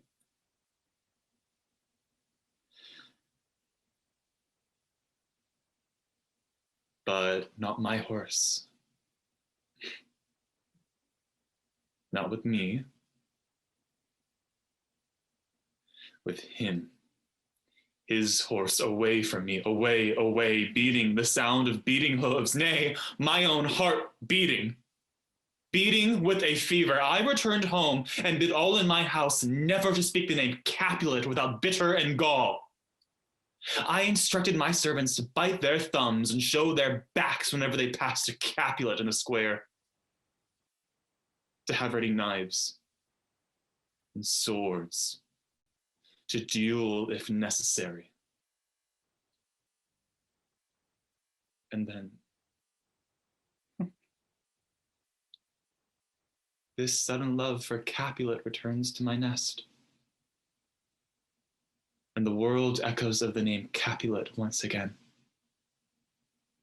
What strange weed grows in this garden under the harsh sunlight? The vine hath risen to choke the willow. Rose. Who dares to address me as such? You are no friend of mine. My Lady Rose. A word. A word. If I gave you leave to utter one word, what would it be? Love? What else is there but love?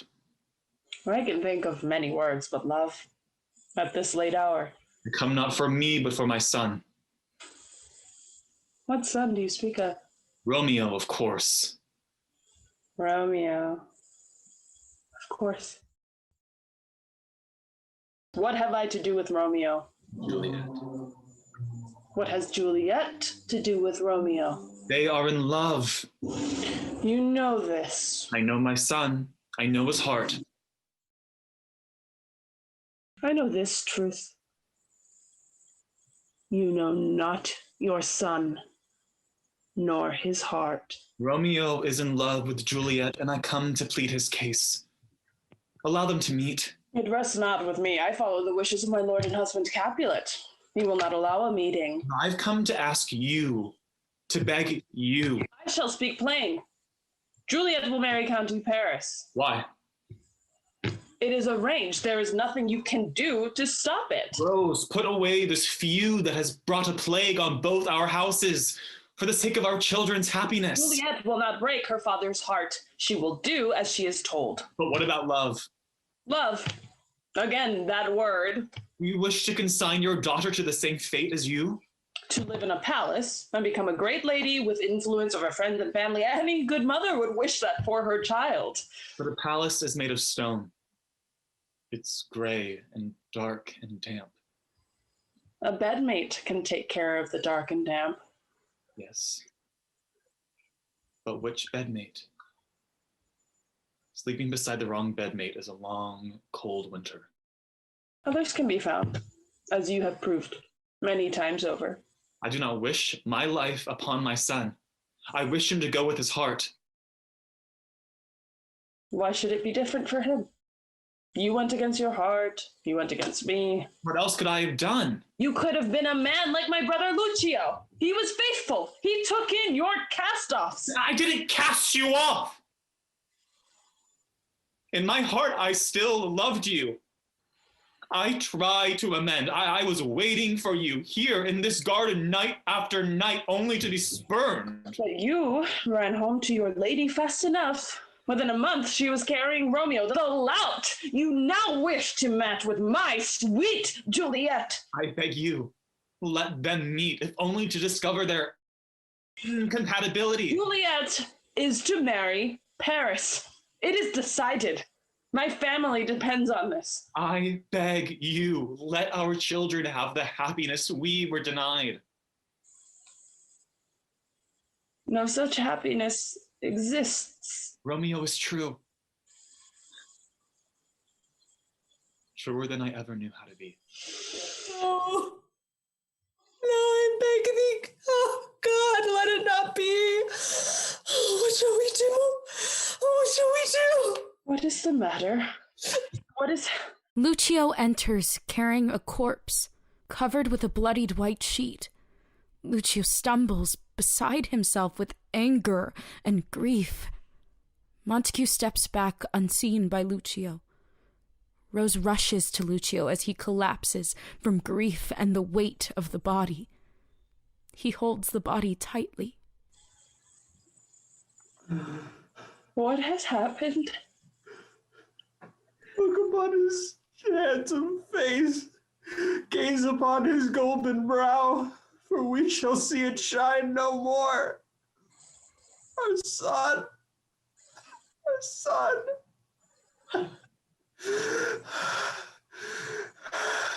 Tybalt?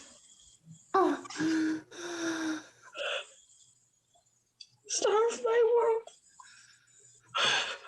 Life's candles are burnt out. How? How? Killed by Romeo. No, Romeo would never. I saw him. He killed his own brother. It is not possible. No. You here. I should cut out your heart, vile man, here to mock our family. I will strangle the life from him with my bare hands. No, Lucio. You stopped me before, but not again. He is the cause. He is the father. No, I am the father. Tybalt is mine. Mine to love and mine to mourn. He had none of him in life. He will have none of him in death.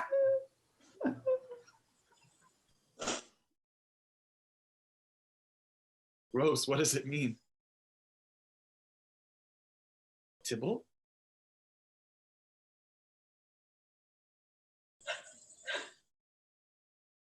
Stupid. Stupid man. Blind to all that has transpired. Leave here! Be gone! Tell Romeo he will not lay his eyes on Juliet again, not living, not dead. Juliet marries Paris if it is the last thing she does on this earth.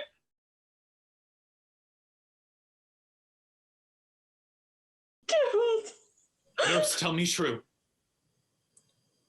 Is Tybalt mine? Tybalt is dead.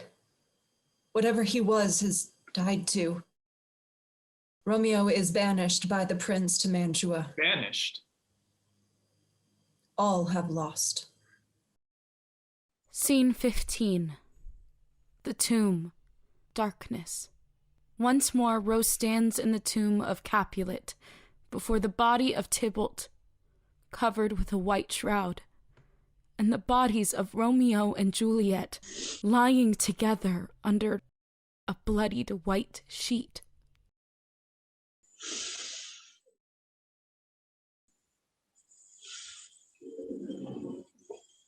The glittering hall, now dark and empty. Night's candles are burnt out.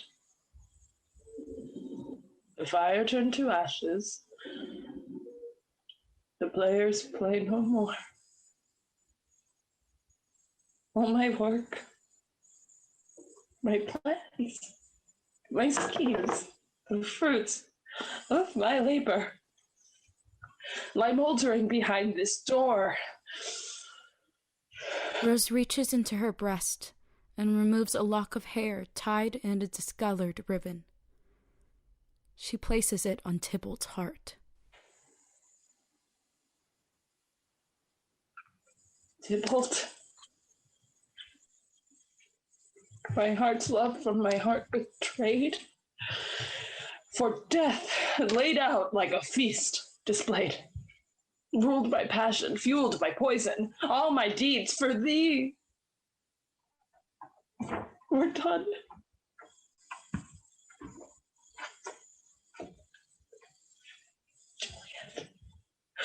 Juliet, thy face a mirror to mine, thy soul a mystery. Thou chose love in spite of me.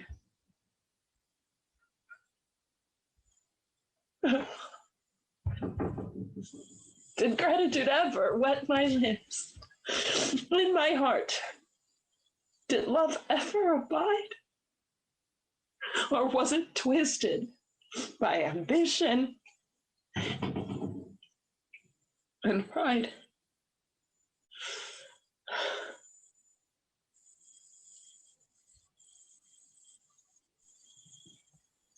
What is left for me to do?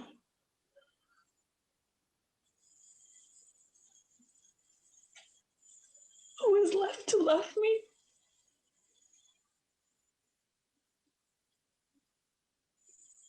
None.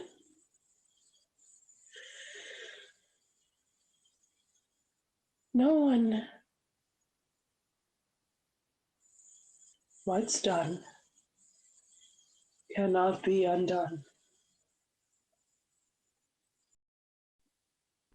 Rose hearkens to voices outside the tomb and goes to the open door. She struggles to close the heavy door. She tries to lock it, but there is no lock. She looks desperately around the tomb. She lunges towards the body of Juliet beneath the bloodied sheet. She searches and finds the knife, raises it to her eyes, then lifts it high above her head. She turns and plunges the knife into the soft putty between the stones of the tomb. She digs and scrapes and digs until she loosens a large stone. She pries away the stone and drops it heavily onto the floor. She grunts and cries as she determinedly pushes, pulls, and drags the stone to the front of the door. Sweating, dirty, out of breath, she falls exhausted to the dirt floor in front of the blocked door.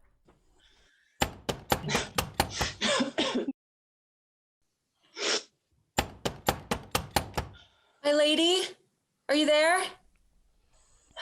Where has she gone?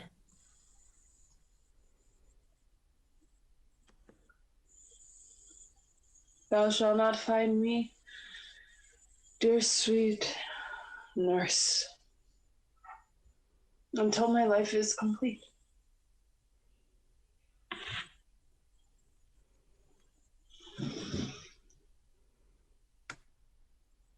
I'll take my rest now.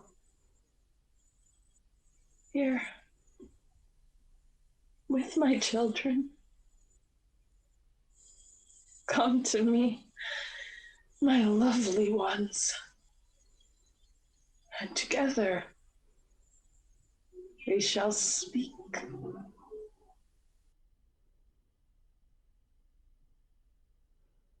End of play.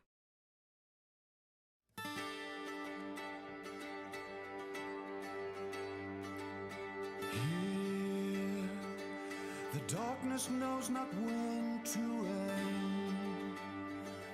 No quarter to us shall extend.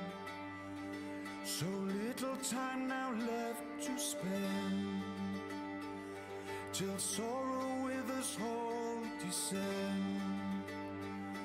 Into an endless night we mourn.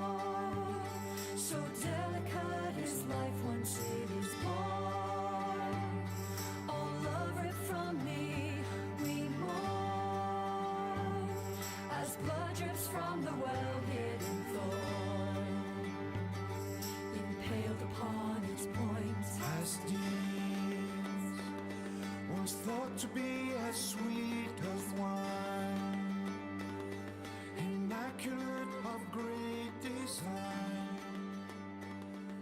Century Verona.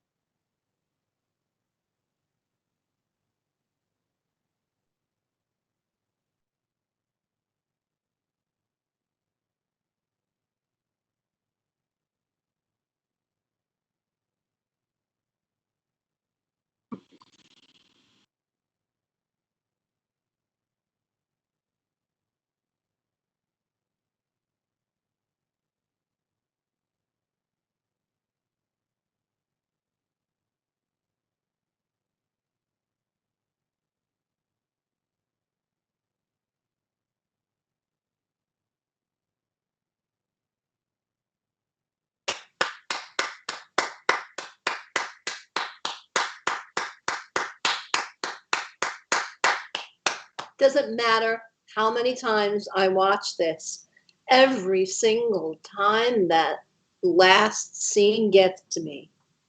Oh my gosh, and I saw Melissa. I saw Melissa here. It was getting to her. Thank you so much for sticking with us to the end. But first, I can't hear anything. Yeah, absolutely. It was well done. Thank you, Jenny. Thank you, Barbara and Simon. Thank you so much. I just want to make sure that my sound is all right before I start the talk back. Can somebody give me a thumbs up or let me know that everything's working? Because I can hear you. Oh, okay. Somebody in the chat. I'm gonna put, is my sound working?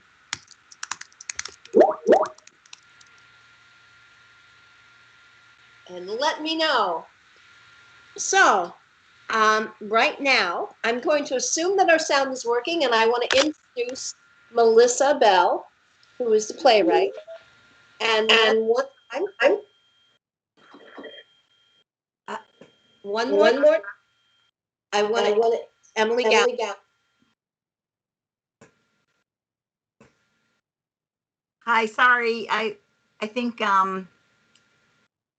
we didn't hear that quite right. So we're gonna do it again. Right. Elaine, they say it's fine. So I'm gonna keep going. So, Melissa. Yes. Hear you. Thank you, Jenny. Thank you, Simon and Elaine. I would like you to talk, because I saw how much it affected you. Can you just share, again, I know I've heard it, but I really want to share this with our audience today. What exactly gave you the original inspiration to write this? Well, it was Romeo and Juliet is one of my favorite Shakespeare plays. It really is. And I was reading a review in the New York Times about the classic stage theater's version of Romeo and Juliet. And in it, Ben Brantley asked the question, noticed that Lady Capulet cried disproportionately to her relationship with Tybalt as a nephew. And he questioned why was this, and sort of insinuated that there was some sort of an affair going on between Tybalt and Lady Capulet, and that this was why she was grieving so much.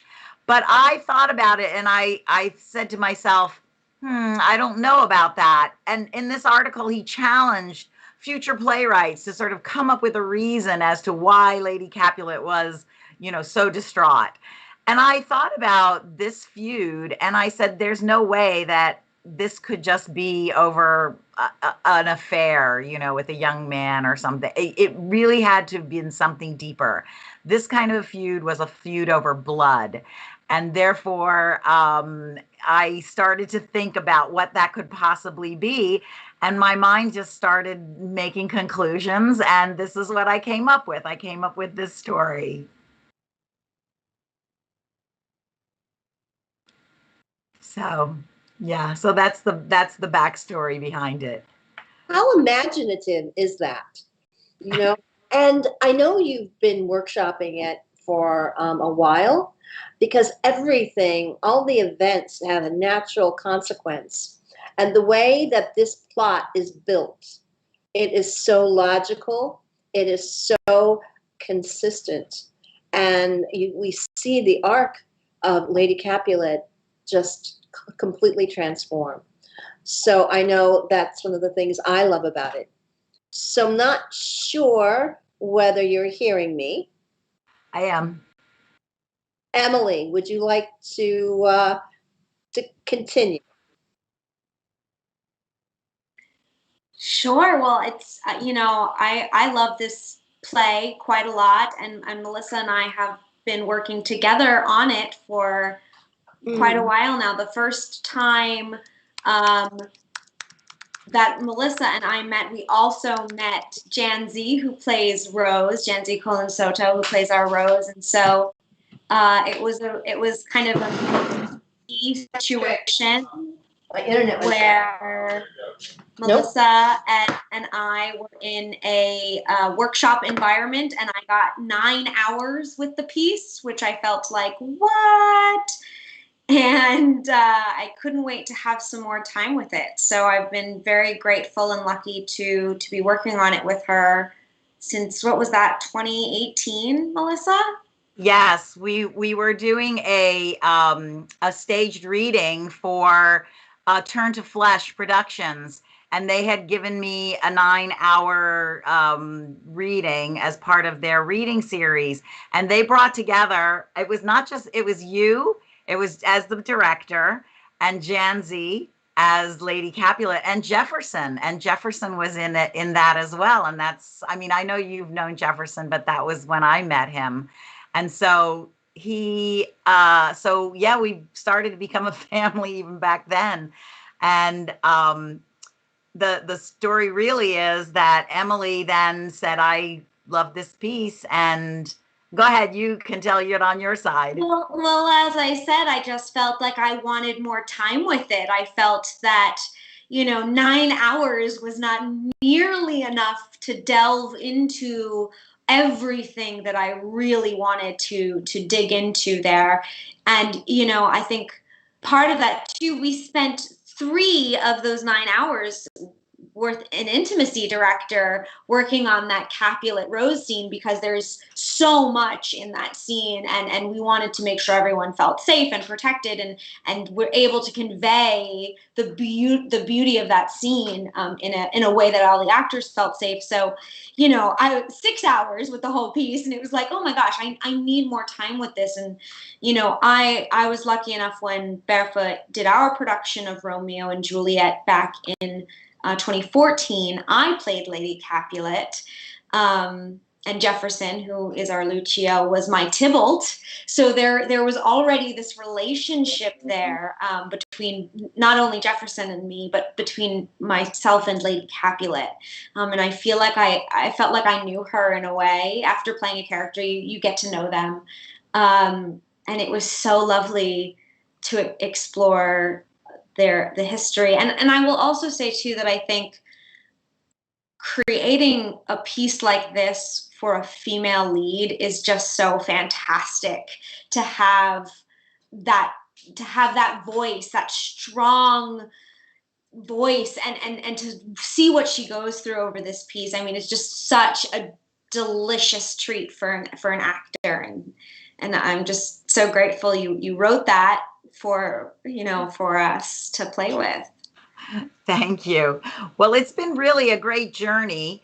This is our second time on Create Theater, and I know we've lost Kate here, so we're just going to carry on, Emily and I, and just answer your questions. If you have any questions, you can put them in the chat for us. It's been really great being on Create Theater again. And so I just wanted to talk to Emily a little bit more about some of the details about how you saw I don't know, to me, how you envisioned it, because directing is an interpretive art. So, you took it from the page and brought it to a stage. So just talk a little bit about that. Well, as you and I have discussed quite a few times, I think part of what was so successful about this entire project is that you and I really understood each other, and I really understood the play and what you were trying to say with it. And then I think our actors also really understood it, really fell in love with it, and really wanted it to be as good as it could, that we all saw how beautiful of a piece it was. And so it was, it was fun to see what else we could do with it. And you wrote this play to be done, in a theater with props and lighting and sound and all of these things. And Barefoot Shakespeare is an outdoor company. And so it was taking what you envisioned and adapting it for the space that we perform in, which is how we kind of came up with the idea to have our musicians double in some of the background roles and create these tableaus. So, I think we both have the same favorite one, which is during the party scene at the end of your play, at the end of Lady Capulet, but at the beginning of Romeo and Juliet, where Romeo and Juliet meet, as Lucio and Rose and Capulet and Tybalt are all having their interactions in the background, we had Romeo and Juliet meeting and doing palm to palm. And, they were our musicians, but, we asked them to kind of embody those characters. And that was super, super fun. I'd love for you to tell the story about the music and how that is such a big, beautiful part of this piece. Well, I met Lord Graham Russell several years ago, probably about 10 years ago, through a mutual friend. And we've worked on several projects together. And so anytime I have something that I think needs a little music, I get in touch with him and I say, hey, are you interested in doing this?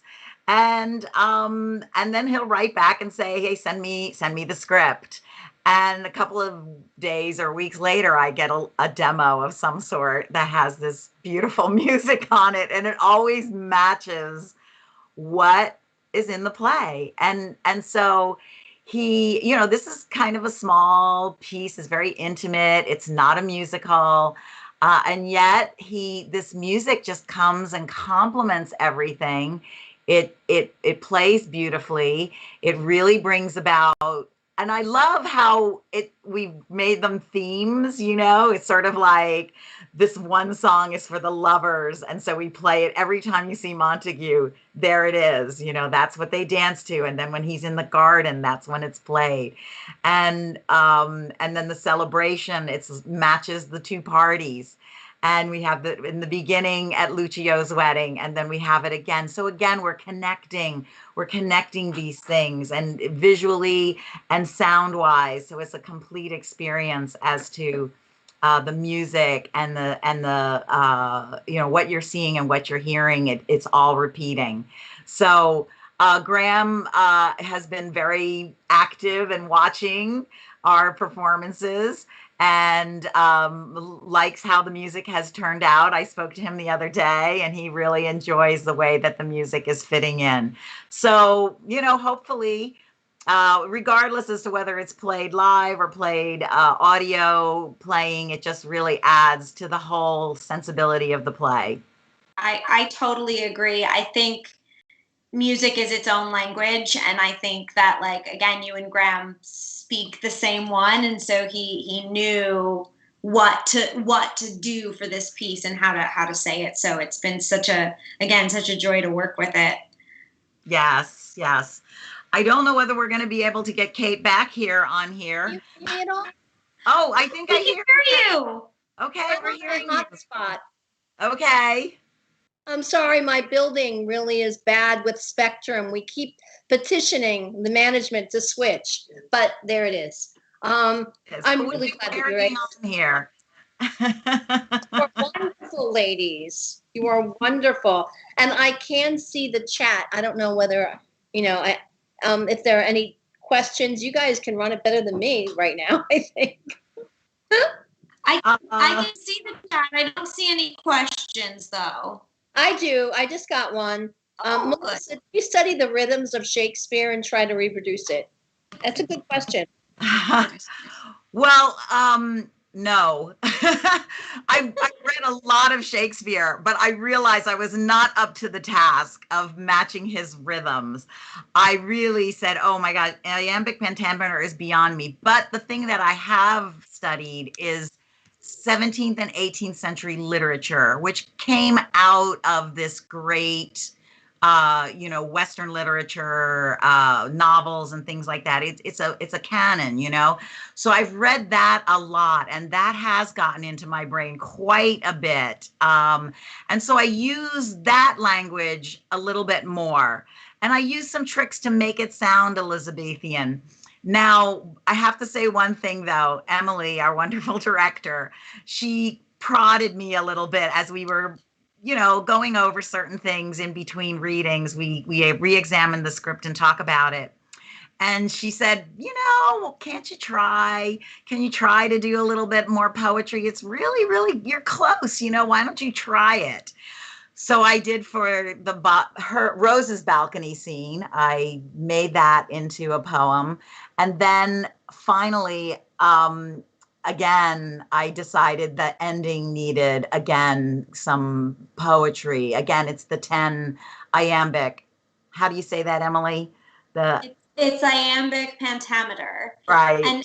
And Melissa, I think you hit the nail on the head. It's heightened language, right? And so you use it in heightened moments of emotion. And I mean, like, this whole play is heightened moments of emotion, if you ask me. But those two, that incredible love at first sight lust that both Rose and Juliet have on their balconies, and then that incredible grief that both Rose and Juliet have in the Capulet tomb.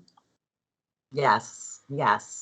So, and then every time that there was a couplet of some sort that just kind of came through the natural writing, that's when I was able to, Emily would say to the actors, you really have to lean in on those so that they really stand out. And they did it beautifully. I think that's so much of what I admire about your writing, because there's such a craft to it. It's not just the building of the plot. It's not just the logical sequence of actions that are plausible by the characters, but it's that true craft that you're including the iambic pentameter in critical moments. And the rest is blank verse. And that's exactly what Shakespeare did anyway. So bravo. Bravo. Thank you. Well, it's been just a pleasure, and it's such a pleasure to listen to these actors deliver these lines so beautifully and with so much emotion. I'm watching and I'm always going like, wow, what a great moment. I love the way they take their moments. And I think what has been nice about Zoom, which we weren't able to do live, is to really see and capture their emotions. My God, those tears are real from Janzi. Unbelievable. And also then our wonderful editor who really just cut into some really beautiful moments for them. Some close-ups that were beautiful and parts where, it just made a lot of sense to see these actors up close and intimate. So I do love this piece. I can't wait to see what the next stop on the tour is going to be. Can't wait to see it live on stage. But as I said before in the beginning, if there are any teachers in here and they'd like to invite Melissa to the class, I know I share it, and my students get a lot out of it. So just let me know. We would love to bring it to students in classrooms, and I can't wait to bring it to a stage. So again, like this video, it helps Alyssa, and then subscribe to the channel so that we can do more of this. So I love you both. You, Emily, what you brought out in the actors, and Melissa, the text, it's just beautiful. So I can't wait to do it again with you guys. Thank you so much. And thank you for being on the Talkback. Thank you. All right. Until Thanks next. for having us. Bye-bye, everyone.